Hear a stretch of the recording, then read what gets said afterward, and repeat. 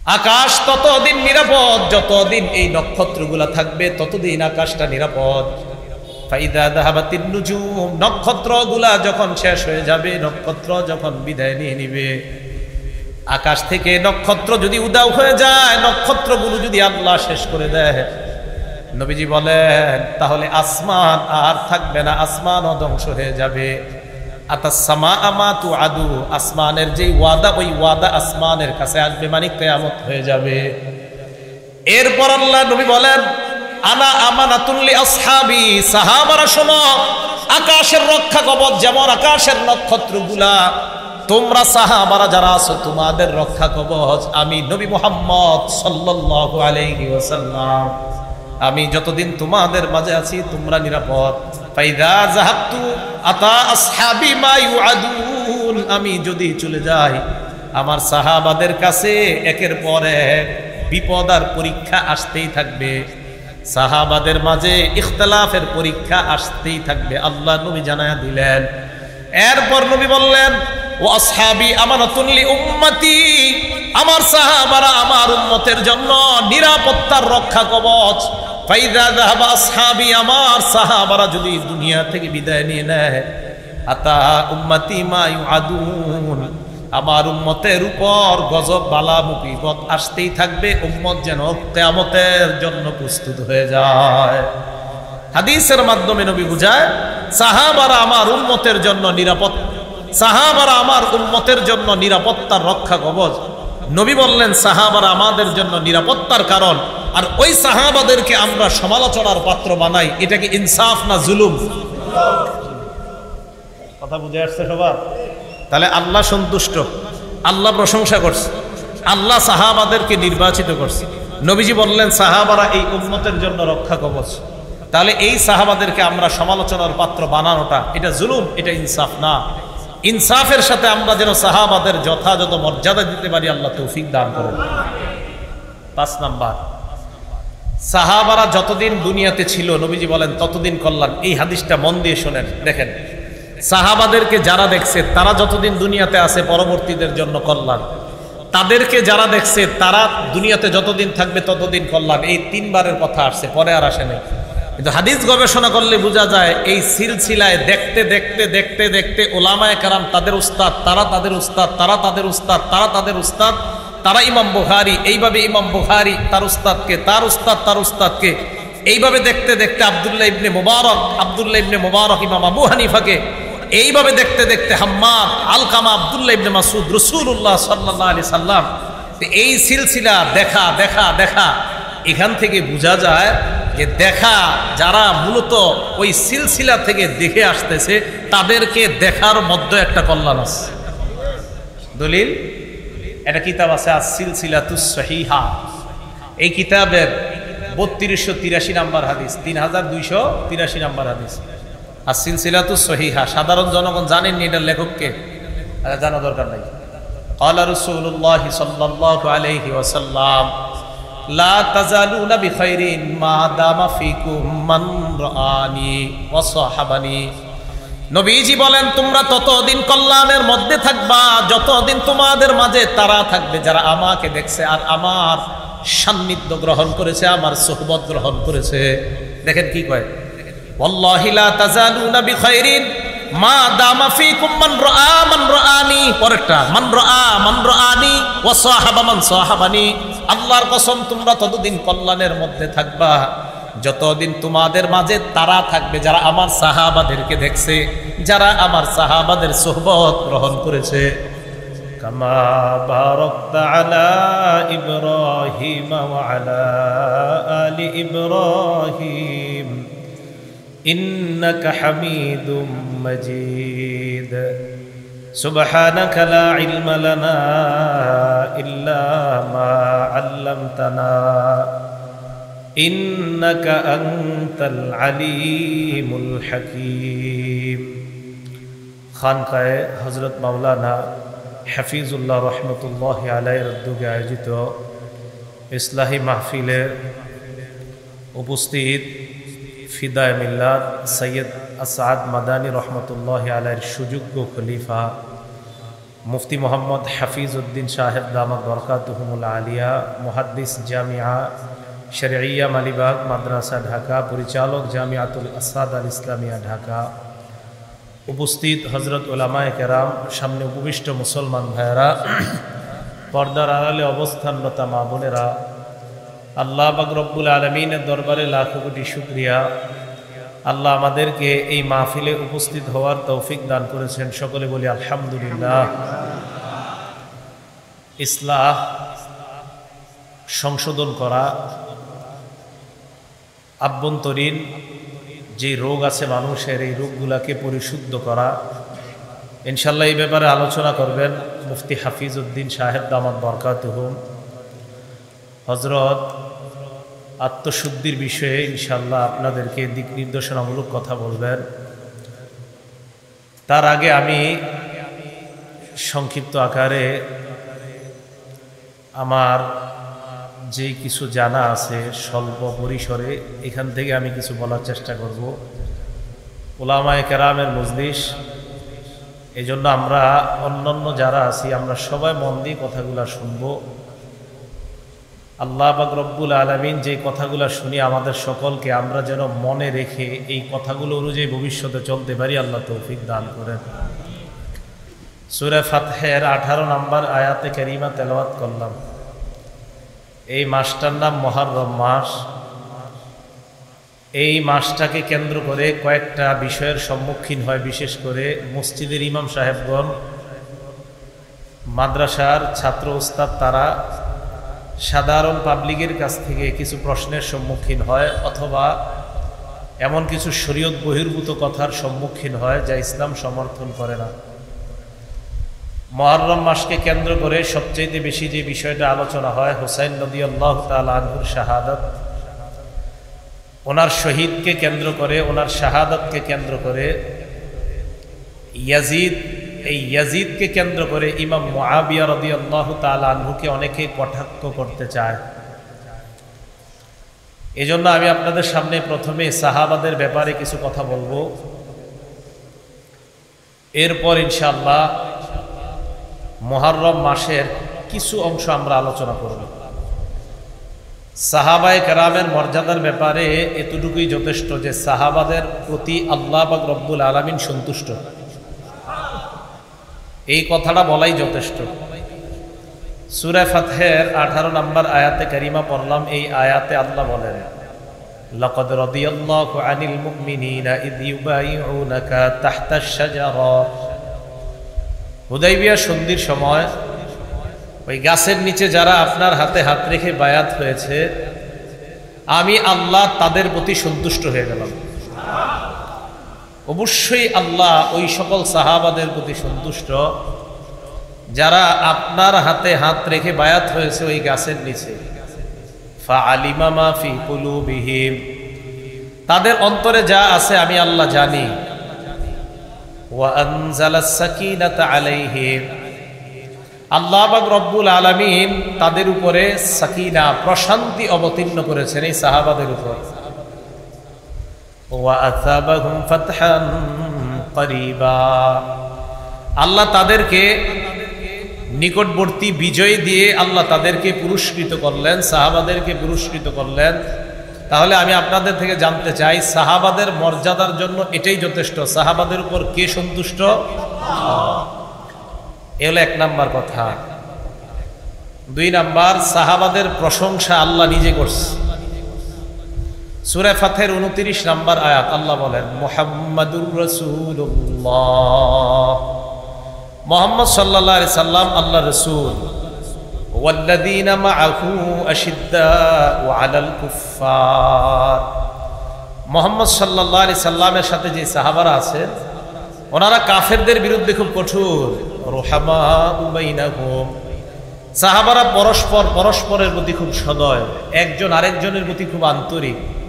তারাহুম রুকআন সুজদা, আল্লাহ বলে নবী আপনি আপনার সাহাবাদেরকে দেখবেন তারা রুকুকারী, সেজদাকারী, তো তাদের রুকু সেজদার প্রশংসা করে আল্লাহ কোরআনে আয়াত নাযিল করে। ইয়াবতাগুনা ফাদলাম মিনাল্লাহি ওয়া রিদওয়ানা, তারা আল্লাহর অনুগ্রহ চায়, তারা আল্লাহর সন্তুষ্টি চায়। সীমাহুম ফি উজুহিহিম মিন আথারিস সুজুদ। আল্লাহ বলেন সেজদার কারণে তাদের মাঝে এই সেজদার চিহ্ন নিদর্শন পরিলক্ষিত হয়, দেখা যায়। জালিকা মাসালুহুম ফিত তাওরাত, আল্লাহ বলেন তাদের এই দৃষ্টান্তটা তাওরাত কিতাবের মধ্যে আছে। সাহাবারা যে আল্লাহর সন্তুষ্টি চায়, সাহাবারা আল্লাহর খুশি চায়, অনুগ্রহ চায়, সাহাবারা রুকুকারী, সেজদাকারী, সাহাবাদের প্রশংসার কথা শুধু কোরআনে না তাওরাত কিতাবেও আছে। আর তাওরাতে যে এই প্রশংসার কথা আছে, তাদের দৃষ্টান্ত যে তাওরাত কিতাবের মধ্যে আছে, এই কথা আবার আল্লাহ কোরআনে জানায় দিয়েছে। সাহাবাদের দৃষ্টান্ত তাওরাতে আছে, আর এই কথাটা যে তাওরাতে আছে এটা আবার আল্লাহ কোরআনের মাধ্যমে আমাদেরকে জানায় দিয়েছে।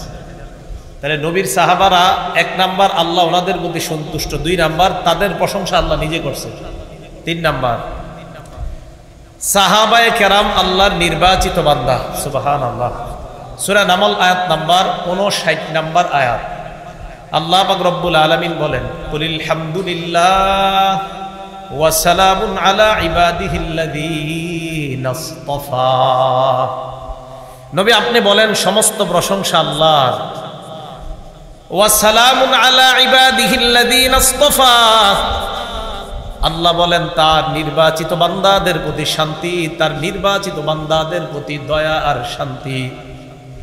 সুফিয়ান সাউরি রহমতুল্লাহি আলাইহি বলেন এই নির্বাচিত বান্দা দ্বারা হুম আসহাবু মুহাম্মাদিন সাল্লাল্লাহু আলাইহি ওয়াসাল্লাম, আল্লাহর নবীর সাহাবারা উদ্দেশ্য, এর মানে নির্বাচিত বান্দা মানে আল্লাহর নবীর সাহাবা। তাহলে সাহাবারা আল্লাহর নির্বাচিত বান্দা, সাহাবাদের প্রতি আল্লাহ সন্তুষ্ট, সাহাবাদের প্রশংসা আল্লাহ নিজে করেছেন।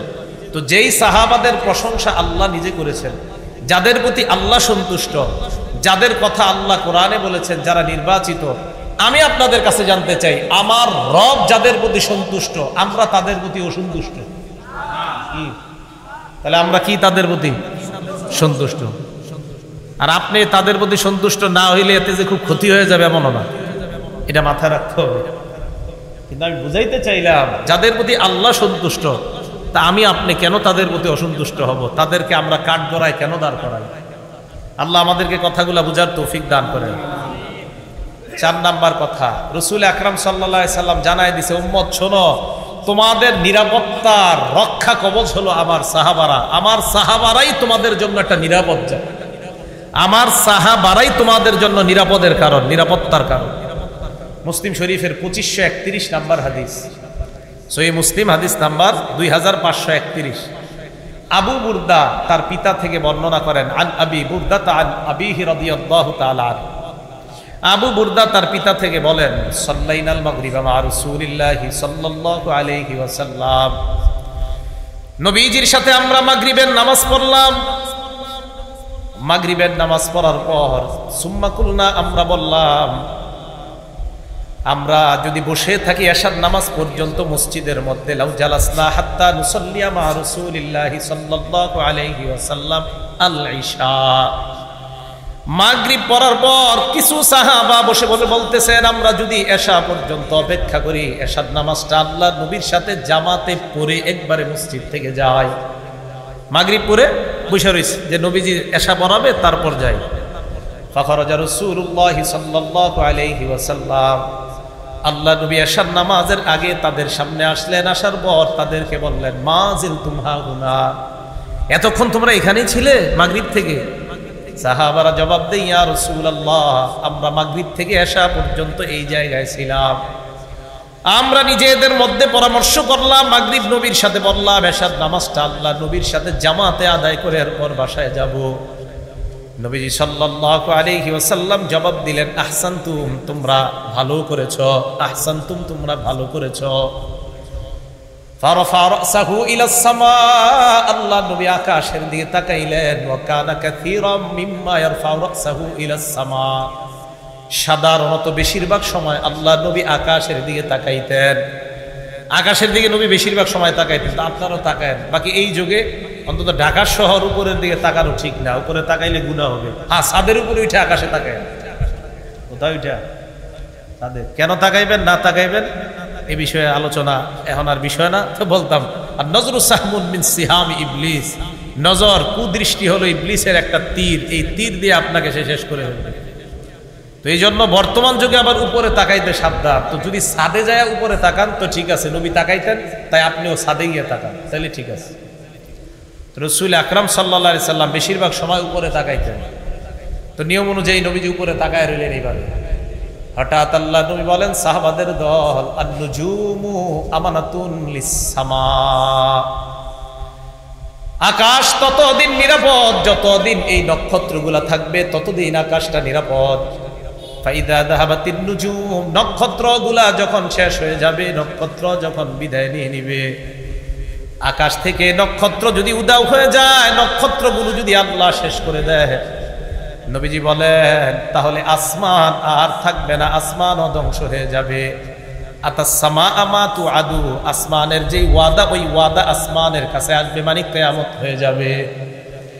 এরপর আল্লাহ নবী বলেন, আনা আমানাতুল লি আসহাবি, সাহাবারা শোনো, আকাশের রক্ষা কবচ যেমন আকাশের নক্ষত্রগুলা, তোমরা সাহাবারা যারা আছো তোমাদের রক্ষা কবচ আমি নবী মুহাম্মদ সাল্লাল্লাহু আলাইহি ওয়াসাল্লাম। আমি যতদিন তোমাদের মাঝে আছি তোমরা নিরাপদ। ফাইদা যাহাবতু আতা আসহাবি মা ইউআদুন, আমি যদি চলে যাই আমার সাহাবাদের কাছে একের পর এক বিপদ আর পরীক্ষা আসতেই থাকবে, সাহাবাদের মাঝে ইখতিলাফের পরীক্ষা আসতেই থাকবে, আল্লাহ নবী জানায়া দিলেন। এরপর নবী বললেন, ও আসহাবি আমানাতুন লি উম্মতি, আমার সাহাবারা আমার উম্মতের জন্য নিরাপত্তার রক্ষা কবচ।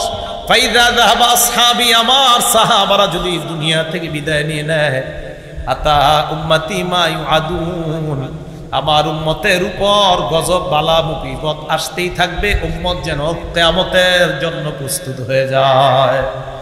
হাদিসের মাধ্যমে নবী বুঝায়, সাহাবারা আমার উম্মতের জন্য নিরাপদ, সাহাবারা আমার উম্মতের জন্য নিরাপত্তার রক্ষা কবচ। নবী বললেন সাহাবারা আমাদের জন্য নিরাপত্তার কারণ, আর ওই সাহাবাদেরকে আমরা সমালোচনার পাত্র বানাই, এটা কি ইনসাফ না জুলুম? কথা বুঝে আসছে সবার? তাহলে আল্লাহ সন্তুষ্ট, আল্লাহ প্রশংসা করছে, আল্লাহ সাহাবাদেরকে নির্বাচিত করছে। নবীজি বললেন সাহাবারা এই উম্মতের জন্য রক্ষা কবচ। তাহলে এই সাহাবাদেরকে আমরা সমালোচনার পাত্র বানানোটা এটা জুলুম, এটা ইনসাফ না। ইনসাফের সাথে আমরা যেন সাহাবাদের যথাযথ মর্যাদা দিতে পারি, আল্লাহ তৌফিক দান করেন। 5 নাম্বার, সাহাবারা যতদিন দুনিয়াতে ছিল নবীজি বলেন ততদিন কল্যাণ। এই হাদিসটা মন দিয়ে শোনেন, দেখেন সাহাবাদেরকে যারা দেখছে তারা যতদিন দুনিয়াতে আছে পরবর্তীদের জন্য কল্যাণ, তাদেরকে যারা দেখছে তারা দুনিয়াতে যতদিন থাকবে ততদিন কল্যাণ। এই 3 বারের কথা আসছে, পরে আর আসে নাই। কিন্তু হাদিস গবেষণা করলে বোঝা যায় এই সিলসিলায় দেখতে দেখতে দেখতে দেখতে ওলামায়ে কেরাম তাদের উস্তাদ, তারা তাদের উস্তাদ, তারা তাদের উস্তাদ, তারা তাদের উস্তাদ, তারা ইমাম বুখারী, এইভাবে ইমাম বুখারী তার উস্তাদকে, তার উস্তাদ তার উস্তাদকে, এইভাবে দেখতে দেখতে আব্দুল্লাহ ইবনে মুবারক ইমাম আবু হানিফাকে, এইভাবে দেখতে দেখতে হাম্মাদ, আলকামা, আব্দুল্লাহ ইবনে মাসউদ, রাসূলুল্লাহ সাল্লাল্লাহু আলাইহি সাল্লাম। এই সিলসিলা দেখা দেখা দেখা, এখান থেকে বোঝা যায় যে দেখা যারা মূলত ওই সিলসিলা থেকে দেখে আসতেছে তাদেরকে দেখার মধ্যে একটা কল্যাণ আছে। দলিল, একটা কিতাব আছে আস-সিলসিলাতুস সহিহা, এই কিতাবের 3283 নাম্বার হাদিস, 3283 নাম্বার হাদিস আস-সিলসিলাতুস সহিহা। সাধারণ জনগণ জানেননি এটার লেখককে, জানা দরকার নাই। ক্বালা রাসূলুল্লাহ সাল্লাল্লাহু আলাইহি ওয়াসাল্লাম, লা তাজালুনা বিখাইরিন মা দামা ফিকুম মান রাআনি ওয়া সাহাবানি। নবীজি বলেন তোমরা ততদিন কল্যাণের মধ্যে থাকবা যতদিন তোমাদের মাঝে তারা থাকবে যারা আমাকে দেখছে আর আমার সান্নিধ্য গ্রহণ করেছে, আমার সুহবত গ্রহণ করেছে। দেখেন কি কয়, ওয়াল্লাহি লা তাজালুনা বিখাইরিন মা দামা ফিকুম মান রাআনি, পরেরটা মান রাআনি ওয়া সাহাবা মান সাহাবানি। আল্লাহর কসম তোমরা ততদিন কল্যাণের মধ্যে থাকবা যতদিন তোমাদের মাঝে তারা থাকবে যারা আমার সাহাবাদেরকে দেখছে, যারা আমার সাহাবাদের সুহবত গ্রহণ করেছে। প্রথমে বললেন আমার সাহাবারা যতদিন থাকবে, এরপরে বললেন আমার সাহাবাদেরকে যারা দেখছে তারা যতদিন থাকবে। এবার কি বলে দেখেন, ওয়াল্লাহি লা তাজালুনা মা দামা ফিকুম লা তাজালুনা বিখাইরিন মা দামা ফিকুম মান রাআনি ওয়া সাহাবা মান সাহাবানি। আল্লাহ নবী বলেন, আল্লাহর কসম, ততদিন তোমরা কল্যাণের মধ্যে থাকবা যতদিন তোমাদেরকে তারা, তাদেরকে যারা দেখছে তারা থাকবে, ততদিন কল্যাণের মধ্যে থাকবা। তাহলে রাসূল আকরাম সাল্লাল্লাহু আলাইহি সাল্লাম দেখা আর দেখেন দেখা সোহবত বললেন। প্রথমে বললেন যারা আমাকে দেখছে, এরপরে বললেন আমার সাহাবাদেরকে যারা দেখছে, এরপরে বললেন আমার সাহাবারা যাদেরকে দেখছে, যারা আমার সাহাবাদেরকে দেখছে তাদেরকে যারা দেখছে। তাহলে এই দেখাটা দেখেন, যারা নবীকে দেখছে, যারা সাহাবাদেরকে দেখছে, এলো সাহাবা, যারা সাহাবাদের ছাত্রদেরকে দেখছে, যারা সাহাবাদের ছাত্রদেরকে দেখছে। তো এই দেখা দেখির থেকে আর সোহবত থেকে নবীজি বুঝাইতে চায়, সোহবত সান্নিধ্য কারো গ্রহণ করা, এইভাবে দেখে সিলসিলা বর্তমানে এই যে আল্লাহ ওয়ালা যারা ইসলাহের কাজ করে, এই সোহবত সেই ধারাবাহিকতা থেকেই। তো সোহবতের যে একটা উপকারিতা আছে, একটা কল্যাণ আছে, এটা হাদিস দ্বারা প্রমাণিত। যারা আমাকে দেখছে তাদেরকে যারা দেখছে ততদিন তোমরা কল্যাণের মধ্যে থাকবা। এই দেখা আর সংস্রব সোহবত থেকে বোঝা যায় আল্লাহ ওয়ালা উলামাদের সোহবত সংস্রব, আর তাদেরকে দেখলে একটা কল্যাণ আল্লাহর থেকে পাওয়া যায়। তো রাসূল আকরাম সাল্লাল্লাহু আলাইহি সাল্লাম এক নম্বরে সাহাবাদের কথা বললেন। তাহলে সাহাবারা কল্যাণ, বিসমিল্লাহ। এখন আমি আপনাদের কাছে জানতে চাই, খুব বুঝেন, আপনারা সাধারণ জনগণ বুঝারই কথা, আর আমি অমনি কথা বলি। সাহাবাদেরকে যারা দেখছে, তাদেরকে যারা দেখছে, তো দেখতে বর্তমান যুগ পর্যন্ত মানুষগুলো আছে না বলেন? তাহলে এই যুগে ওই সিলসিলার যারা আছে, তাহলে তাদের দিকে দেখলে একটা উপকারিতা আছে না নাই? তো এই যুগে কারা? উলামায়ে কেরাম। কারা বলেন তো? উলামায়ে কেরাম, হক্কানি রব্বানি আল্লাহ ওয়ালা উলামায়ে কেরাম। এই জন্য তাদের সান্নিধ্যে যাবেন, এই ইসলামী মাহফিলগুলোতে বেশি অংশগ্রহণ করার চেষ্টা করবেন। আল্লাহ তৌফিক দান করেন। সাহাবাদের মর্যাদা রক্ষা করার হুকুম করেছে নবীজি সাল্লাল্লাহু আলাইহি সাল্লাম। সাহাবাদের মর্যাদা রক্ষা করার জন্য নবীজি হুকুম করেছেন।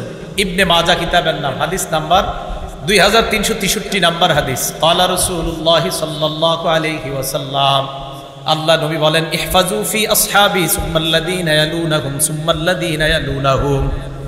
আমার সাহাবাদের মর্যাদা তোমরা সংরক্ষণ করবা, আমার সাহাবাদের মর্যাদা তোমরা হেফাজত করবা। এরপর যারা তাদের মর্যাদা তোমরা রক্ষা করবা। এরপর কারা? যারা সাহাবাদেরকে দেখেছে। সাহাবাদেরকে কারা দেখেছে? ইমাম আবু হানিফা দেখছে। কে দেখছে? রহমতুল্লাহ আলাইহি। কে দেখছে বলেন? আল্লাহ নবী কয় তাদের মর্যাদা রক্ষা করবা, আমার সাহাবাদের মর্যাদা রক্ষা করবা। আর আমার সাহাবাদের মর্যাদার পর তাদের মর্যাদা রক্ষা করবা। এর পরবর্তী প্রজন্ম যারা, এর পরের যারা, তাদের মর্যাদা রক্ষা করবা। সাহাবাদেরকে যারা দেখছে তাদেরকে বলা হয় তাবিঈ। ওই তাবিঈদের একজন হলেন আল ইমামুল আজম আবু হানিফা রাহমাতুল্লাহি আলাইহি। নবীজি বললেন এদের মর্যাদা রক্ষা করো। তাহলে সাহাবাদের মর্যাদা রক্ষা করা এটা নবীজির হুকুম।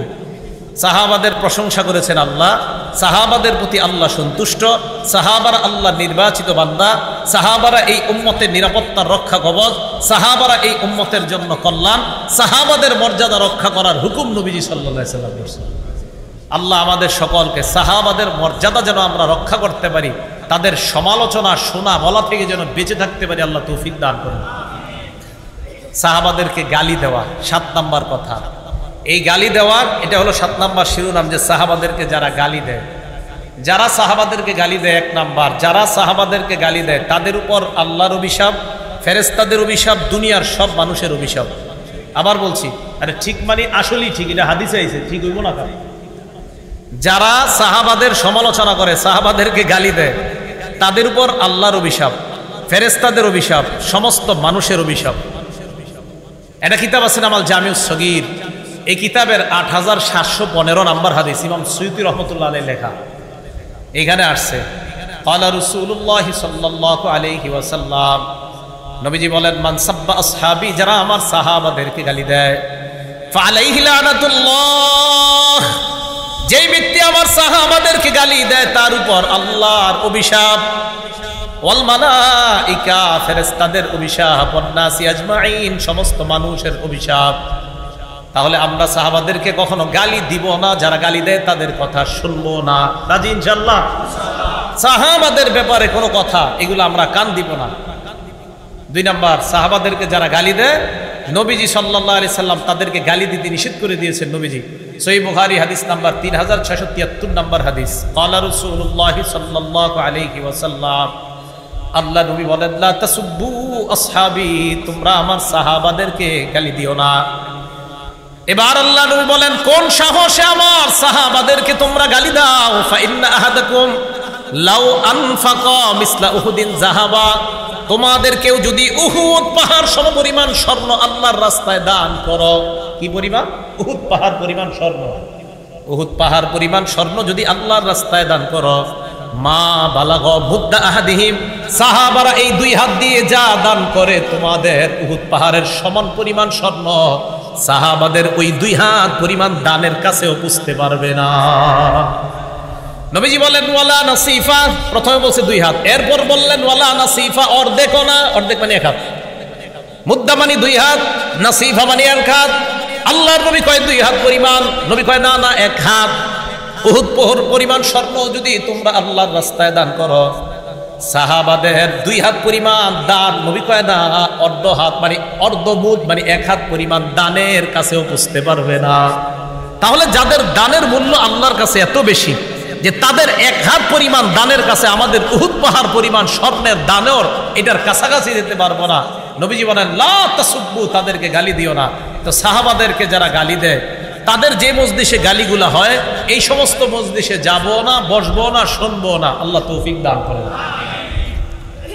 3 নাম্বার, সাহাবাদেরকে গালি দেওয়া এটা স্পষ্টভাবে নিষেধ। হাদিসের মধ্যে আরেকটা নিষেধাজ্ঞা দেখেন, কেন বলে এইখান থেকে দেখেন এই মজলিসের কি প্রয়োজন। এই যে খানকায় হযরত মাওলানা হাফিজুল্লাহ রহমতুল্লাহ আলাইহ এই খানকার উদ্যোগে ইসলামী মাহফিলের প্রয়োজনীয়তাটা এই হাদিস থেকে সাহাবাদের ব্যাপারেও জানেন আর মজলিসের প্রয়োজনীয়তা জানেন। আমি এই হাদিস পড়ে অবাক হয়েছি, দেখেন কি কয়, লা তাসুব্বু আসহাবা মুহাম্মাদিন সাল্লাল্লাহু আলাইহি ওয়াসাল্লাম, শারহুত তাহাউইয়া একটা কিতাব, এই কিতাবের 693 নম্বর হাদিস, হাদিসের মান হাসান। লা তাসুব্বু আসহাবা মুহাম্মাদিন সাল্লাল্লাহু আলাইহি ওয়াসাল্লাম, তোমরা মুহাম্মদ সাল্লাল্লাহু আলাইহি ওয়াসাল্লামের সাহাবাদেরকে তোমরা গালি দিও না। এবার কি করে দেখেন, শোনো তোমরা, লা মুকামু আহাদিহিম সাআতান ইয়ানি মা'আন নবী সাল্লাল্লাহু আলাইহি ওয়াসাল্লাম খায়রুম মিন আমালিকুম 40 সানা। নবীজির সাথে সাহাবাদের এক মুহূর্তের অবস্থান, কি কয়, নবীর সাথে সাহাবাদের এক মুহূর্তের অবস্থান তোমাদের 40 বছর আমলের চাইতে বেশি দামি। তাহলে আল্লাহওয়ালাদের সাথে অবস্থানের দাম আছে না নাই? এই যে দেখেন আমি অবাক হয়ে গেছি এই হাদিসে যে অবস্থান, আল্লাহওয়ালা মানে বসে রয়েছে নবীর সাথে সাহাবা, কয় সাহাবা নবীর সাথে বসে থাকার এক মুহূর্তের বসে থাকাটা তোমাদের 40 বছর আমলের চেয়ে বেশি দামি। তাহলে বোঝা যায় এখান থেকে যে আল্লাহ ওয়ালাদের সাথে বসে থাকাটাও একটা ফায়দা, উপকারিতা। আপনি অনেক মুরব্বী আল্লাহওয়ালা আছে যাদের কথা বোঝা যায় না, দরকার নেই বোঝা যাওয়া, এমনি বসে থাকবেন। ঢাকার বড় বড় আল্লাহওয়ালা অনেক মুরব্বী, ওনার বয়সের কারণে সব কথা বোঝা যায় না, এমনি গিয়ে আমরা বসে থাকি। কেন বসে থাকি? এই সমস্ত হাদিসের কারণে, যে ওনাদের মজলিসে বসে থাকাটাও এটা আল্লাহর পক্ষ থেকে একটা গনিমত, একটা নেয়ামত। তো দেখেন হাদিসের মধ্যে আছে যে সাহাবায়ে কেরাম নবীর সাথে কিছু মুহূর্ত কাটানো, এটা তোমাদের 40 বছর ইবাদতের চাইতে বেশি দামি। তাহলে বলেন তো, যাদের সামান্য ইবাদত, শুধু সামান্য নবীর সাথে বসে থাকাটা এত দাম, তাহলে তাদের ইবাদতের কত দাম? এরা বসে থাকছে এত দাম, ইবাদতের দাম আছে না নাই? আছে। ইবনে মাজাহ কিতাবের নাম, হাদিস নাম্বার 162 নম্বর হাদিস।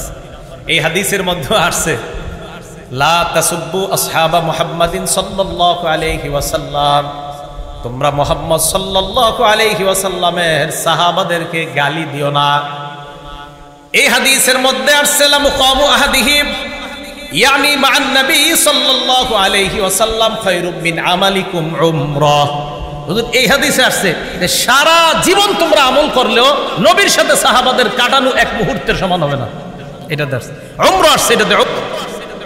তাহলে যাদের সামান্য বসে থাকাটা আল্লাহওয়ালার সাথে এত দাম, তাদের আল্লাহওয়ালা নবীর সাথে তাদের থেকে আমল করাটার কত দাম। এই জন্য প্রিয় মুসলমান ভাইয়ারা, সাহাবাদেরকে গালি দিবেন না, সাহাবাদের গালি শুনবেন না। যেই মজলিসে সাহাবাদের সমালোচনা হয় ওই সমস্ত মজলিসে যাবেন না। রাজি আছেন ইনশাআল্লাহ? গালি দিবেন না। আমি আপনাদেরকে মহব্বত করে কথাটিগুলো বলতেছি, আল্লাহর রাসূল সাহাবাদের কোনো সমালোচনায় কান দিবেন না। আল্লাহ আমাদেরকে বুঝার তৌফিক দান করেন। এই কথাগুলো কেন বলছি জানেন? আমার মূল উদ্দেশ্য কিন্তু এই ওয়াজ করা না, মূল উদ্দেশ্য একজন সাহাবারে নিয়ে কথা বলা। তিনি হলেন ইমাম মুআবিয়া রাদিয়াল্লাহু তাআলা। কে? ইমাম মুআবিয়া। ইমাম মুআবিয়া রাদিয়াল্লাহু তাআলা আনহুকে কেন্দ্র করে, ওনার ছেলের নাম হলো ইয়াজিদ। নূহ আলাইহিস সালাতু ওয়াস সালামের এক সন্তান কাফের ছিল। এখন এই কাফের ছেলের কারণে নূহ নবীরে দোষারোপ করবেন? করা যাবে না। ইয়াজিদ ইমাম মুআবিয়ার ছেলে।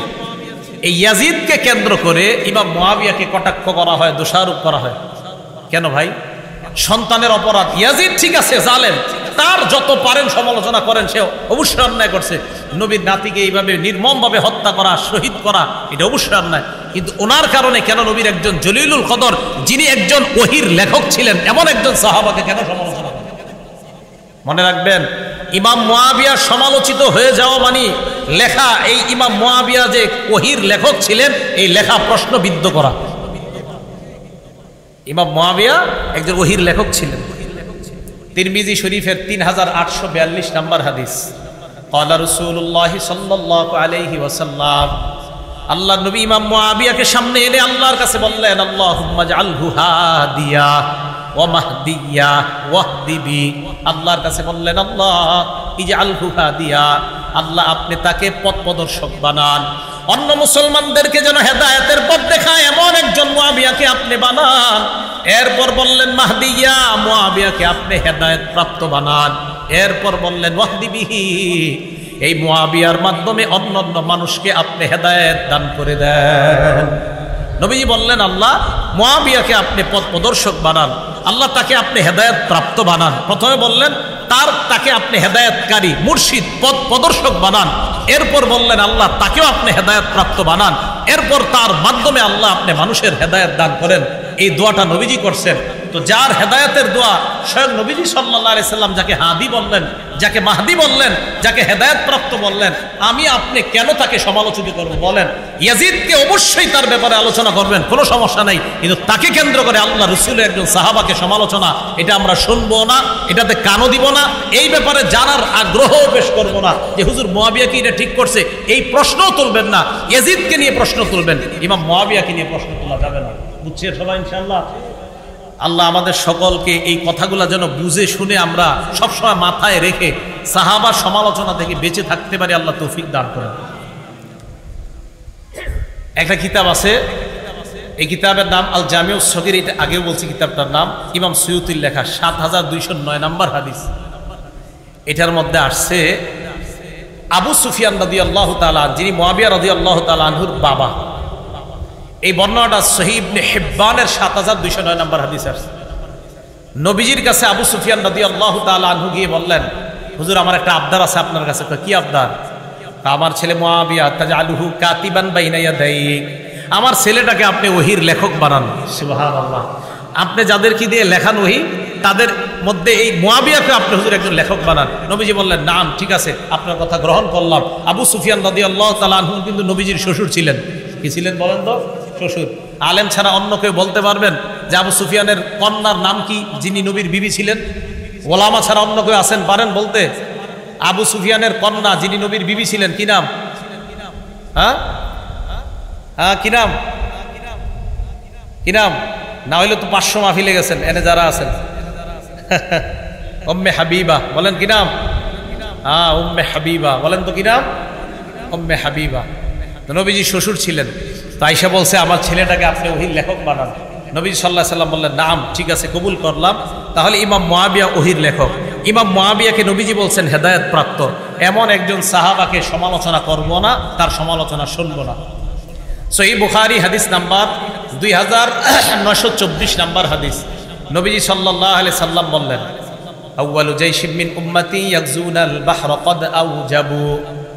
আল্লাহ নবী বললেন, আমার উম্মতের মধ্যে যেই দলটা সর্বপ্রথম সমুদ্র পথে যুদ্ধ পরিচালনা করবে, ওই দলটা আল্লাহর জান্নাত ওয়াজিব করবে।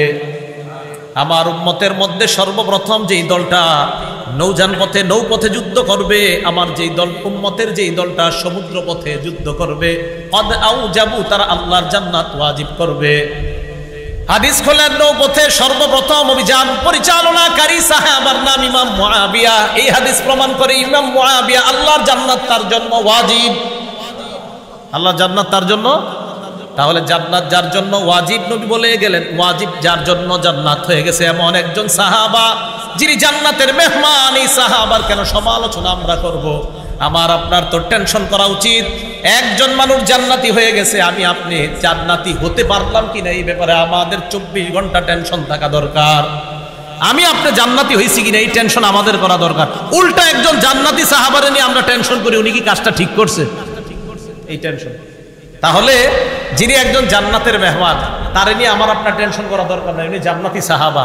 তো এই জন্য ইমাম মুআবিয়ার সমালোচনা আমরা ইয়াজিদকে কেন্দ্র করে করব না, নূহ নবীর ছেলেকে কেন্দ্র করে নূহ নবীর সমালোচনা যেমন করি না, লূত নবীর বিবিকে কেন্দ্র করে লূত নবীর সমালোচনা আমরা করি না, তো যেমনি ভাবে লূত নবীর বিবি ছিল একজন কাফেরা, এই কাফের বিবিকে কেন্দ্র করে কিন্তু লূত নবীর সমালোচনা আমরা করি না। নূহ নবীর ছেলে ছিল একজন কাফের, এই কাফেরকে কেন্দ্র করে নবীর সমালোচনা আমরা করি না। ইমাম মুআবিয়ার ছেলে ইয়াজিদ অবশ্যই জুলুম করেছে, হুসাইন রাদিয়াল্লাহু তাআলা আনহুর সাথে অন্যায় করেছে। এই জালেম সন্তানের কারণে একজন আদেল ইনসাফগার সাহাবার ব্যাপারে আমরা সমালোচনা করি না, যার ব্যাপারে অনেক সাহাবারা বলেন মা রাআইতু বাদা রাসূলিল্লাহ সাল্লাল্লাহু আলাইহি সাল্লাম আসওয়াদা মিন মুআবিয়া, যে আল্লাহর রাসূলের পরে মুআবিয়ার চেয়ে সঠিক নেতৃত্ব দানকারী পৃথিবীতে আর কাউকে দেখিনি। অনেক সাহাবার বক্তব্য এটা। ইমাম মুআবিয়ার নেতৃত্ব নিয়ে আপনি প্রশ্ন তুলতেই পারবেন না। ওনার দ্বারা ইসলামের যে পরিমাণ কাজ হয়েছে, বিশেষ করে ইলমি খেদমত যে পরিমাণ হয়েছে, ইমাম মুআবিয়া রাদিয়াল্লাহু তাআলা। তো বুঝাইতে চাইলাম যার ইসলামের এত অবদান তার ব্যাপারে আমরা সমালোচনা করব, তার ব্যাপারে নাক গলানো এটা আমাদের উচিত না। আল্লাহ বুঝার তৌফিক দান করেন। বুখারী শরীফের 3765 নম্বর হাদিস, এই হাদিসের মধ্যে আসছে আব্দুল্লাহ ইবনে আব্বাসকে গিয়ে একজন বিচার দিছে ইমাম মুআবিয়ার নামে। বিচার দেওয়ার পরে ইবনে আব্বাস কয় তুমি কি বললা? কয় হুজুর মুআবিয়া তো এই কাজ করে, বিতির নামাজের ব্যাপারে একটা মাসালা। ইবনে আব্বাস কয় দা এটা ছাড়ো মিয়া, এই ব্যাপারে কথা বললো না। ইন্নাহু ফাকিহ, ইমাম মুআবিয়া একজন ফকিহ সাহাবা, ফকিহ সাহাবা।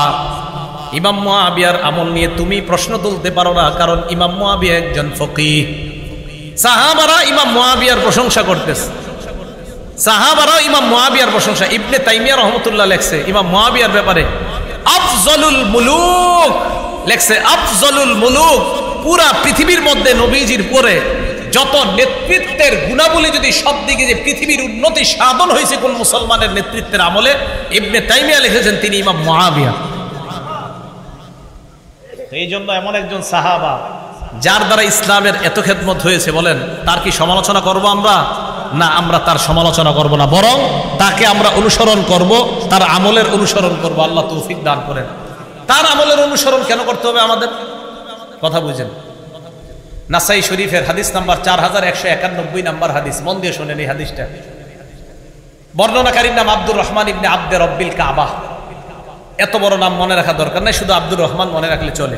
তিনি বলেন আতাইতু ইলা আব্দুল্লাহ ইবনে আমরিন ওয়া হুয়া জালিসুন ফি জিল্লিল কাবা। নবীর সাহাবা আব্দুল্লাহ ইবনে আমরের কাছে আমি আসলাম, আসার পর আমি দেখলাম উনি কাবার ছায়ার মধ্যে বসা। কাবা শরীফের ছায়া, এই ছায়ার মধ্যে আল্লাহ নবীর সাহাবা আব্দুল্লাহ ইবনে আমর বসা। ওয়ান্নাসু আলাইহি মুজতামিউন, জনগণ তার সামনে ঘেরাও করে আছে, তার থেকে নসিহত শুনতে চায়। হঠাৎ আব্দুল্লাহ ইবনে আমর বললেন বাইনা নাহনু মা রাসূলিল্লাহি সাল্লাল্লাহু আলাইহি ওয়াসাল্লাম, আমরা আল্লাহ নবীর সাথে ছিলাম, আল্লাহ নবীর সাথে সফর করতেছিলাম। ফি সাফারিন ইদ নাযালনা মানজিলা, সফর করতে করতে এক জায়গায় যাত্রা বিরতি দিলাম, যাত্রা বিরতি দিয়ে সবাই নিজের বাহন থেকে নামলাম। সাহাবাদের মাঝে তিনটি দল হয়ে যায়।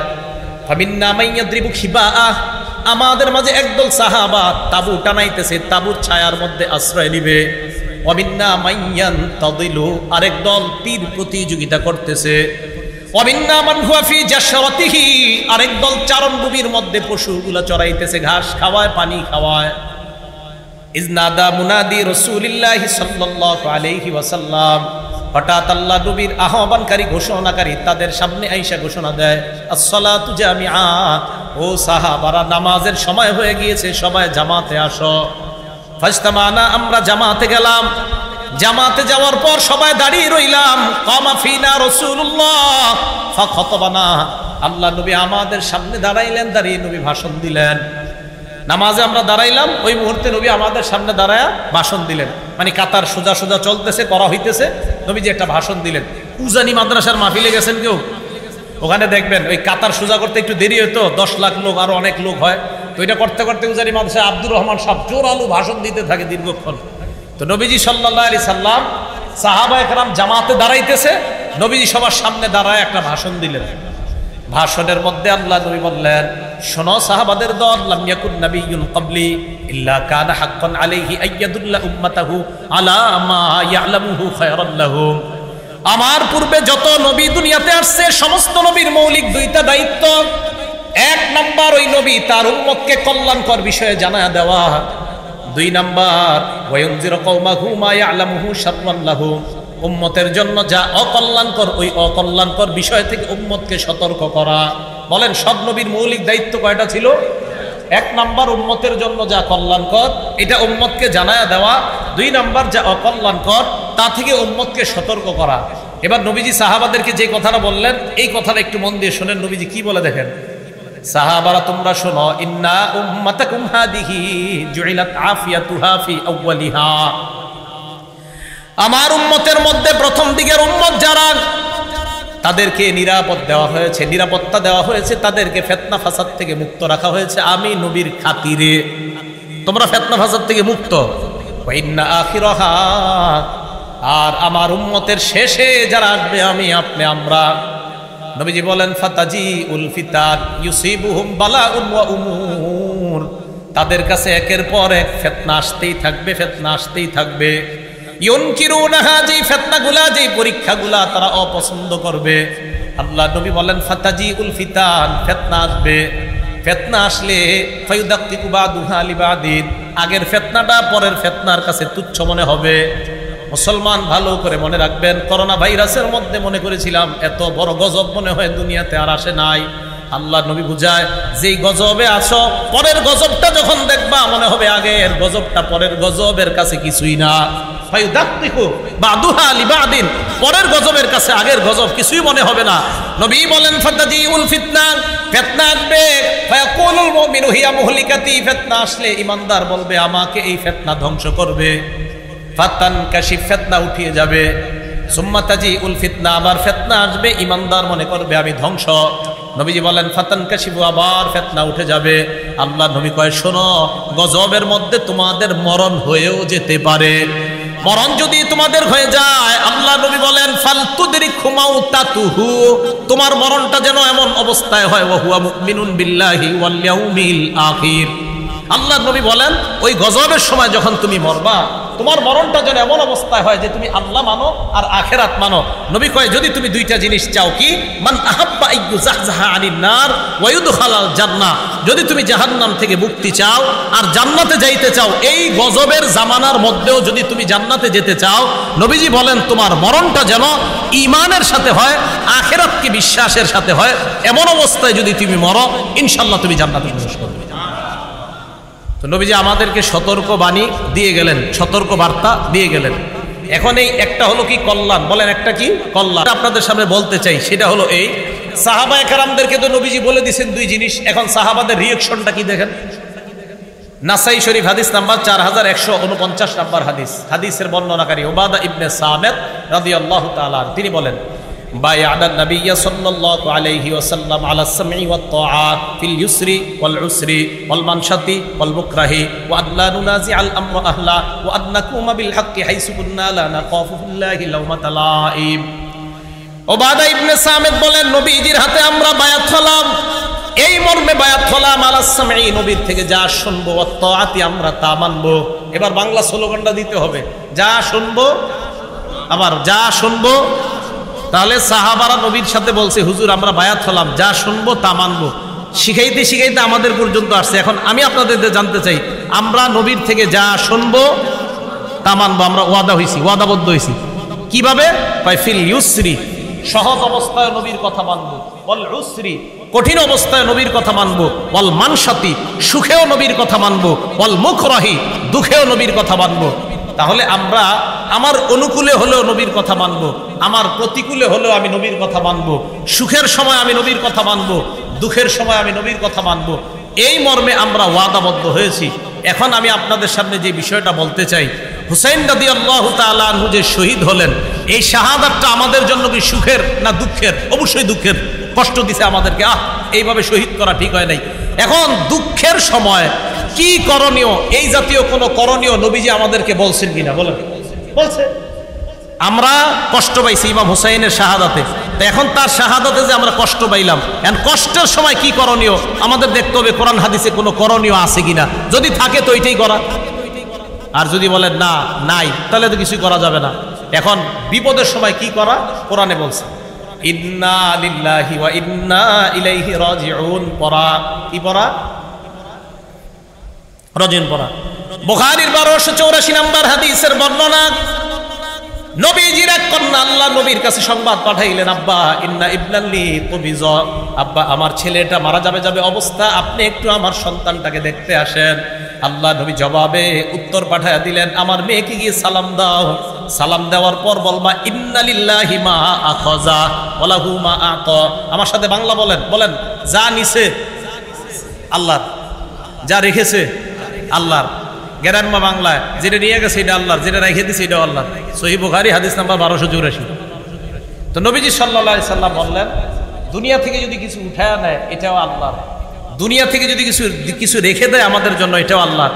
কারো 4টা ছেলে আছে, 2জন মারা গেছে, 2জন আছে, 2জনকে নিয়ে গেছে, এই 2জন কার? 2জন বেঁচে আছে, এই 2জন কার? বাস খালাস। কারো মৃত্যুতে কষ্ট পেয়ে আমরা আমাদের এটাই করণীয় যে আল্লাহ ফায়সালা, আল্লাহ উঠায় নিছে, আল্লাহর ফায়সালা যেটা আল্লাহ দুনিয়াতে রাখছে। হ্যাঁ, হুসাইন রাদিয়াল্লাহু তাআলা আনহুর শাহাদাতে আমাদের যদি কষ্টের কারণে চোখের পানি আসে এটা রহমত।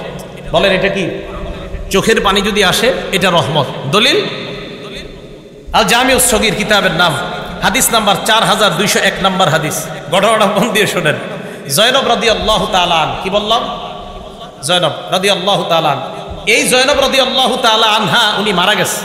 ফাবাকাতিন নিসা, নারীরা কান্নাকাটি শুরু করছে জয়নব রাদিয়াল্লাহু তাআলা আনহা মারা যাওয়ার পর। ফাজালা উমর ইয়াদরিবুহুন্না বিসাউতিহি, হযরত ওমর চাবুক ধরছে সবগুলোর মাথায়। এই চুপ, কোনো কান্নাকাটি নাই, এবার চাবুক ধরছে, থামো, কান্নাকাটি করো কেন? নবীজি বললেন মাহলান ইয়া উমর, উমর থামো না, একটু নরম হও। তো হযরত ওমর নরম হইলেন। নরম হওয়ার পর আল্লাহ নবী বললেন, ইয়াকুন্না ওয়া নাঈকাশ শাইতান, হে নারীরা তোমরা চিল্লাচিল্লি চিৎকার করা থেকে তোমরা বাঁচো, এগুলা শয়তানের আওয়াজ। চিৎকার করা আল্লাহ আজরাইল আমার ঘরে পাঠাইছে আর কারো ঘরে পাঠাই নাই, এগুলা বলাইনি, শয়তানের আওয়াজ। কার আওয়াজ? শয়তানের। ছেলে মারা গেছে, আল্লাহ তুমি কি আজরাইলরে আর কোনো ঘরে পাঠাইতে পারলা না, আমার ঘরে পাঠাইলা, এগুলো শয়তানের আওয়াজ, এগুলো বইলা কান্নাকাটি করা। এবার নবীজি কি বলে দিছে দেখেন, মাহমা ইয়াকুনু মিনাল আইনি ওয়াল কাল, চোখের পানি যদি অটোমেটিক কারো শোকে বের হয়, অন্তর থেকে বের হয়, ফামিনাল্লাহ ওয়া মিনার রাহমা, এটা আল্লাহর পক্ষ থেকে দয়া। হুসাইন রাদিয়াল্লাহু তাআলা আনহু শাহাদাতের ঘটনা পড়বেন, পড়লে আপনার চোখের পানি আসবে। তো এই চোখের পানি আসাটা এটা দয়া, এটা রহমত। এবার আল্লাহ নবী বলেন ওয়া মা ইয়াকুনু মিনাল লিসান, চোখের পানি যদি জিহ্বা থেকে হয়, চোখের পানি আবার জিহ্বা থেকে কিভাবে হয়, মানে উল্টাপাল্টা কথা কয়। জিহ্বা থেকে হয় মানে উল্টাপাল্টা কথা কয়। খোদা আমারে নিয়ে নাও, আমার আব্বারে নিয়ে নিছো, আমি এই দুনিয়াতে আর থাকতে চাই না, কালকে সকালে উঠে আব্বারে দেখবো না, আমারে নিয়ে নাও। এটা মিনাল লিসান, জবান থেকে। ওয়ালিয়াদ, হাত থেকে। এবার আমি বলবো না জবানার হাত আমাদের দেশে কবে ব্যবহার হবে, জবানার হাত, জবানার হাত, জবানার হাত, জবান হাত, জবান হাত। আমা ইয়াকুনু মিনাল লিসান ওয়াল ইয়াদ, যেটা জবান থেকে হবে আর হাত থেকে হবে, ফামিনাশ শায়তান, এটা শয়তানের পক্ষ থেকে। তাহলে মুখ থেকে উল্টাপাল্টা শব্দ বের হওয়া, হাত দিয়ে নিজের আঘাত করা, বলেন এটা কার কাজ? শয়তানের কাজ। আর অটোমেটিক চোখ দিয়ে যদি পানি বের হয়, এটা কার পক্ষ থেকে রহমত? আল্লাহর পক্ষ থেকে রহমত। তাহলে আল্লাহর পক্ষ থেকে রহমত, এটা ঠিক আছে। শয়তানের পক্ষ থেকে যদি হয়, এটা অন্যায়, এটা জায়েজ নাই, এটা হারাম। তো এই হারাম কর্মকাণ্ড থেকে যেন আমরা বেঁচে থাকতে পারি, আল্লাহ তৌফিক দান করেন। মুহররম মাস আসলে আরেকটা কথা হয়, আহলে বাইত। বলেন কি হয়? বলেন সবাই, আহলে বাইত কারা? একদল মানুষ বলতে যায় আহলে বাইত 5 জন। কয়জন? 5 জন। নবীজি, হযরত আলী, ফাতেমা, হাসান, হুসাইন, এই 5 জনকে বলে পাক পাঞ্জাতন। কি বলে? হ্যাঁ, এই ধারণাগুলো নেন, পাক পাঞ্জাতন। আপনাদের আশেপাশের মাহফিলে এসে অনেকে আপনাদেরকে এটি বুঝাবে যে পাক পাঞ্জাতন।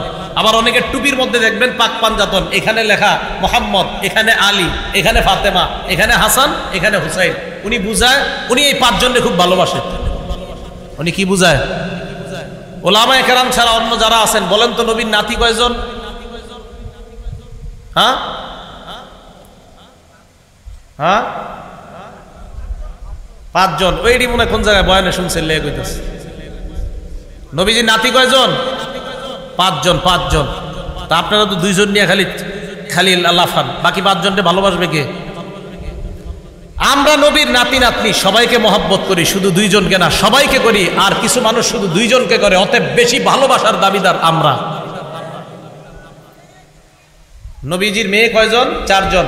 মনে রাখেন, একটু কথাগুলো মন দিয়ে শুনেন। জয়নব, রুকাইয়া, উম্মে কুলসুম। জয়নব, রুকাইয়া, উম্মে কুলসুম, ফাতেমা।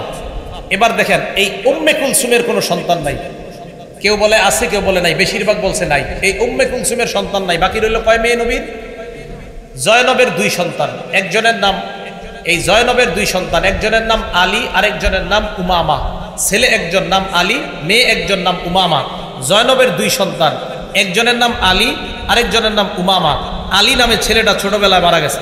উমামা নামে যে মেয়েটা ছিল, এই মেয়েটার নবী খুব ভালোবাসতেন, খুব মহব্বত করতেন, তার সাথে খেলতেন। নামাজে গেলে নবীজির কাঁধে উঠতো এই মেয়েটা, নাতনিটা। আর দেখেন কত মহব্বতের একজন নাতনি, যার নামও আপনারা জানেন না, অথচ আপনারা লাফান খালি 2 জন নিয়ে। তাহলে নবীজির 2 জন নাতি, একজন নাতি আরেকজন নাতনি পাইলাম। জয়নবের ঘরে 2 জন পেয়ে গেলাম, 1 ছেলে 1 মেয়ে। এবার আসেন রুকাইয়া। এই রুকাইয়ার ঘরে একজন ছেলে, নাম আব্দুল্লাহ। বলেন কি নাম? তাহলে মোট কজন হলো? 3 জন। ফাতেমা রাদিয়াল্লাহু তাআলা আনহার সন্তান আপনারা সারা জীবন জানেন 2 জন। জন্মের পর থেকে 2 জন, মনে হয় মায়ের পেটেও শুনিয়েছেন যে হাসান আর হুসাইন। হযরত ফাতেমা রাদিয়াল্লাহু তাআলা আনহার সন্তান 5 জন। বলেন কয়জন? 5 জন। বলেন হাসান, বলেন হুসাইন, মুহসিন, জয়নব, উম্মে কুলসুম। হ্যাঁ, ওই 2 বোনের নামে নাম রাখছে, নিজেদের 2 মেয়ের নাম। হযরত ফাতেমা তার 2 বোনের নামে নিজের মেয়ের নাম রাখছে। তাহলে হযরত ফাতেমার 5 জন সন্তান, হাসান, হুসাইন, মুহসিন, জয়নব, উম্মে কুলসুম। জয়নবের 2 সন্তান, ওই নবীজির মেয়ে জয়নব, একজন ছেলে একজন মেয়ে, 7 জন। রুকাইয়ার 1 সন্তান, এই হলো মোট 8 জন। 5 জন নাতি, 3 জন নাতনি। আমরা নবীর নাতি নাতনি সবাইকে মহব্বত করি, শুধু 2 জনকে না। একদল মানুষ শুধু 2 জনকে মহব্বত করে, আমরা সবাইকে মহব্বত করি। অতএব ভালোবাসার বেশির দাবিদার আমরা, তারা না। কথা মনে থাকবে তো? এখন আসেন, আহলে বাইত কারা? আহলে বাইত মানে একদল মানুষকে, এই 5 জন। আহলে বাইত দ্বারা 1 নম্বর উদ্দেশ্য বিবি। বলেন 1 নম্বর উদ্দেশ্য কি? হ্যাঁ, তার মানে আহলে বাইত দ্বারা নবীর বিবির 1 নম্বর উদ্দেশ্য হবে। হুজুর আপনি কই লইব বিবি উদ্দেশ্য? দলিল দেন। দলিল মানে কোরআনের দলিল। কোন জায়গার দলিল? হ্যাঁ, কোরআনের। সূরা হুদ আয়াত নাম্বার 69 নম্বর আয়াত থেকে 73 নম্বর আয়াত। সূরা হুদ আয়াত নাম্বার 69 নম্বর আয়াত থেকে 73 নম্বর আয়াত। আল্লাহ কি বলে দেখেন, ওয়ালাকাদ জাআত রুসুলুনা ইব্রাহিমা বিল বুশরা ক্বালু সালামা। ইব্রাহিম নবীর কাছে আমার ফেরেশতারা আসলেন সুসংবাদ নিয়ে, এসে বললেন সালামা, সালাম। ক্বালা সালাম, ইব্রাহিম নবী জবাব দিলেন সালাম। এবার ইব্রাহিম নবী ফামা লাবিসা আন জাআ বিইজলিন হানিজ, দেরি না করে একটা বাছুর জবাই করে, ওই বাছুর, একটা বাছুর ভুনা করে, তাড়াতাড়ি ভুনা বাছুর তাদের সামনে নিয়ে আসছে মেহমান। ইব্রাহিম নবী ভাবলেন আমার বাসায় মেহমান আসছে, মেহমানদেরকে খাবার দেই। ভুনা বাছুর নিয়ে আসার পর সামনে দিলেন। ফালাম্মা রাআ আইদিয়াহুম লা তাসিলু ইলাইহি নাকিরাহুম, মেহমানদের দিকে তাকায় দেখে মেহমানদের হাত খাবারের দিকে যায় না। ফেরেশতারা কি খায়নি? তো ইব্রাহিম নবী তো জানেন এরা যে ফেরেশতা। ইব্রাহিম নবী যখন দেখলেন তাদের হাত খাবারের দিকে প্রসারিত হয় না, নাকি রহম, ব্যাপারটা ওনার কাছে অস্বাভাবিক মনে হয়। উনি সন্দিহান হয়ে পড়েন। ওয়াউজাসা মিনহুম খিফা, মনে মনে উনি ভয় পায়। ফেরেশতারা ব্যাপারটা বুঝতে পারলেন, ইব্রাহিম নবীর দিকে তাকিয়ে বললেন ক্বালু লা তাখাফ, ভয় পাবেন না, ভয়ের কোনো কারণ নাই। ইন্না উরসিলনা ইলা কওমি লূত, আমরা মানুষ না, আমরা লূত নবীর জাতির কাছে প্রেরিত একদল ফেরেশতা, আল্লাহ আমাদেরকে পাঠাইছেন। পাশে দাঁড়িয়ে আছে ইব্রাহিম নবীর বিবি সারা, ওয়ামরাতুহু কাইমাতুন ফাদহিকাত, সারা পাশ থেকে দাঁড়ায় হাসি দেয়, উনি হাসতেছে। সারার হাসি দেওয়া দেখা আল্লাহ বললেন ফাবাশশারনাহা বিইসহাক, আমি ওই বয়োবৃদ্ধা সারাকে তার একজন সন্তান হবে ইসহাক নামে, এই সন্তানের সুসংবাদ দিয়ে দিলাম। এই হাইসো না, তোমার সন্তান হবে।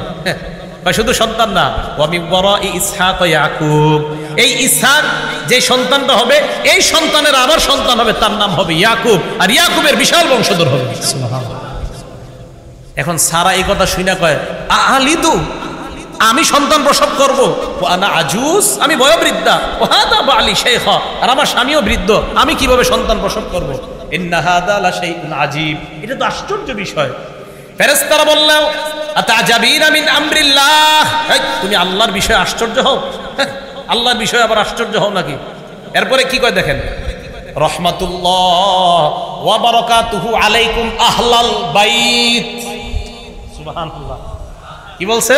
আহলাল, বলেন কি বলছে? রহমাতুল্লাহি। ফেরেশতারা কার সাথে কথা বলতেছে? বলেন ইব্রাহিম নবীর বিবি। কার সাথে? ফেরেশতারা কার সাথে কথা বলতেছে?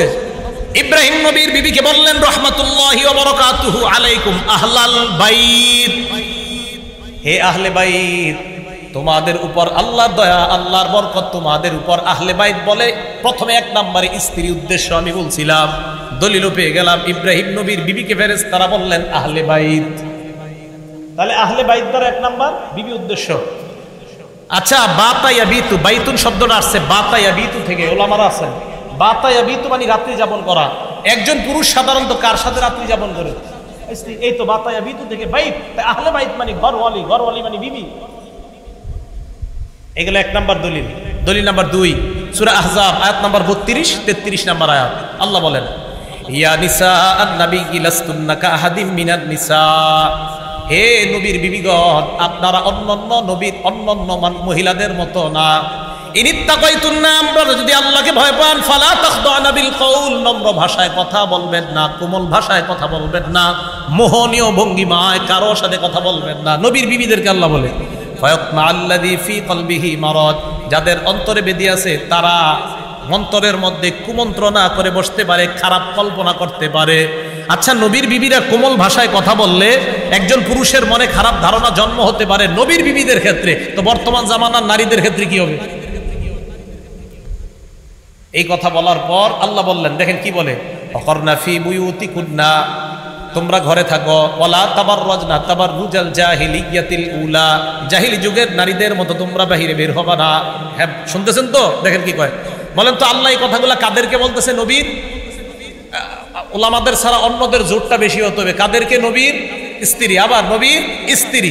এবার দেখেন কি কয়, ওয়াকিমনাস সালাহ, তোমরা নামাজ কায়েম করো, ওয়া আতিনাজ যাকাত, তোমরা যাকাত দাও, ওয়া আতিনাল্লাহ ওয়া রাসূলা, তোমরা আল্লাহ আল্লাহ রাসূলের আনুগত্য করো। তোমরা কারা? স্ত্রীগণ। হ্যাঁ, তোমরা কারা? ইন্নামা ইউরিদুল্লাহু লিইউযহিবা আনকুমুর রিজসা আহলাল বাইত, হে আহলে বাইত, নবীর বিবিগণ, তোমাদের থেকে আল্লাহ নাপাকি দূর করতে চায়। তাহলে আহলে বাইত দ্বারা এক নাম্বার উদ্দেশ্য বিবি। তাহলে আহলে বাইত মানে 5 জন না, আমরা বলি আহলে বাইত মানে নবীর বিবিগণ, আহলে বাইত মানে হাসান হুসাইন ফাতেমা, আহলে বাইত মানে নবীর পরিবারের সবাই। আমরা আহলে বাইত সবাইকে ভালোবাসি, মহব্বত করি, শুধু 5 জনকে না, বরং আমরা নবীর সমস্ত পরিবারকে মহব্বত করি। কি বলেন? আমরা শুধু 5 জনকে না, আমরা সবাইকে ভালোবাসি। এরপরে আমগরে বলে আমগো ভিতরে নবীর প্রেম নাই। আপনি মাত্র 5 জনকে মহব্বত করলেন, আর আমি করলাম পুরো পরিবারের সকলকে, তা আপনি আমারে বললেন যে আপনার মধ্যে নবীর প্রেম নাই। এটা ইনসাফের কথা না, এটা জুলুমের কথা। এই কথাগুলা যারা এই 5 জনকে আহলে বাইত মনে করে তাদেরকে বুঝাবেন। এখন কথা হলো, হাসান হুসাইনও যে আহলে বাইত, এটার দলিল কি? ওনারাও যে আহলে বাইত হতে পারে, এটার দলিল কি? এই আয়াত নবীর উপরে যখন নাজিল হয়েছে তখন নবী তার স্ত্রী উম্মে সালামার ঘরে ছিলেন। মুসলিম শরীফের 2424 কত হয়? 2424 নম্বর হাদিস। নবীজি সাল্লাল্লাহু আলাইহি সাল্লাম খরাজা রাসূলুল্লাহ গাদাতান, সকালবেলা ঘর থেকে বের হইছে, ওয়া আলাইহি মিরতুন মুরাহহালুন মিন শারিন আসওয়াদ, কালো পশম দ্বারা অঙ্কিত করা একটা চাদর নবীর গায়ে ছিল। তো এই চাদর গায়ে দিয়ে নবী বের হইছে কখন? যে অবস্থায় নবী ঘরে ছিলেন ওই অবস্থায় নবীর উপরে আয়াত নাজিল হয়েছে যে আপনার বিবিদের থেকে আল্লাহ, মানে আহলে বাইতদের থেকে আল্লাহ অপবিত্রতা দূর করতে চায়। নবী ঘর থেকে বের হয়ে দেখছে হযরত হাসান আসছে, আসার পর নবীজি আদখালা, হাসান রে চাদরের ভিতরে ঢুকাইছে, বুঝছেন? এরপরে হুসাইন আসছে, হুসাইনকেও ঢুকাইছে। সুম্মা জা আলী ফাআদখালা, হযরত আলী আসছে, আলীকেও ঢুকাইছে। সুম্মা জাআত ফাতেমা, ফাতেমা আসছে রাদিয়াল্লাহু তাআলা আনহুম। এই ফাতেমা আসার পর আদখালাহা, তাকেও চাদরের ভিতরে ঢুকায় কয়, এই শোনো, আহলে বাইত শুধু বিবিরা না, আমার এই সন্তানরাও আহলে বাইত। তাহলে দেখছেন, এই চাদরের ভিতরে কেন্দ্র করে কয় এই বাকপান চাদর, মাগো বাকিগুলা আল্লাহ যে উদ্দেশ্যে আয়াত নাজিল করছে এটাই তো বললেন না। তাহলে আয়াত নাজিল করছে আহলে বাইত কেন্দ্র করে, প্রথম উদ্দেশ্য বিবিগণ। এরপরে নবী হাদিসের ব্যাখ্যায় বুঝিয়ে দিয়েছে শুধু বিবিগণ না, আমার সন্তানগণ, আমার পরিবারের আরো যারা, তারাও আহলে বাইত। বলেন আমরা আহলে বাইত শুধু 5 জনকে মহব্বত করি না, সব আহলে বাইতকে মহব্বত করি। হ্যাঁ, সব আহলে বাইতকে মহব্বত করি।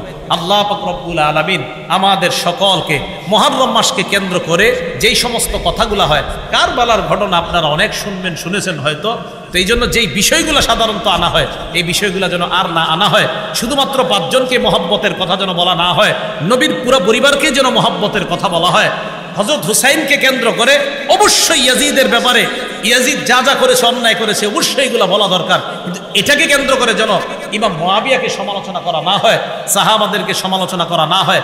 আল্লাহ পাক রব্বুল আলামিন সাহাবা সমালোচনা থেকে আমাদেরকে বেঁচে থেকে আমরা যেন আমাদের ঈমানকে খাঁটি করে দুনিয়া থেকে আমরা বিদায় নিতে পারি। আল্লাহ তৌফিক দান করেন।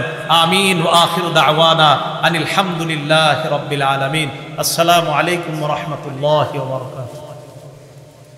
আমরা কেউ উঠবো না, হুজুর আসবে, আলোচনা করবে, এরপর যাবো, আমরা উঠবো না।